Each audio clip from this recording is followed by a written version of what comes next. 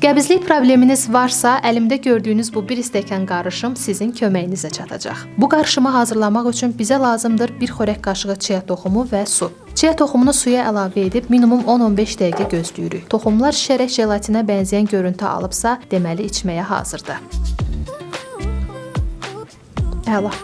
Chia toxumu bilirsiniz ki, omega 3 və lif mənbəyidir. Təxminən 1 xörək qaşığı chia toxumunda 5 qram lif var. Bu da bağırsaqlarda suyu özündə saxladığı üçün qəbizlik problemini həll edir. Chia toxumu həmçinin probiotik xüsusiyyətlərə də malikdir. Yəni bağırsaqlarınızda faydalı bakteriyaların yaranmasına kömək edir. Bu da həzmsizlik və ümumiyyətlə qəbizlik probleminin aradan qaldırılmasında sizə yardımcı olur. Çünki bağırsaq floranızı bərpa eləyir. Gələk indi də istifadə qaydasına. Biz bunu ac qarnına içək, yoxsa tok qarnına. Əslində bağırsaqlar üçün heç bir önəmi yoxdur. Siz ac qarnına da, yaxud da ki, tok qarnına da içə bilərsiniz. Lakin chia toxumunu içdikdən sonra insanda toxluq hissi yarandığı üçün bu sizin arıqlamağınıza səbəb olur. Ona görə də ac qarnına içsəniz daha yaxşı olar. Bəs chia toxumlarını nə qədər müddət qəbul etməliyik? Əgər siz bu chia toxumlarının faydasını görürsünüzsə, uzun müddət qəbul edə bilərsiniz. Bunun heç bir zərəri yoxdur.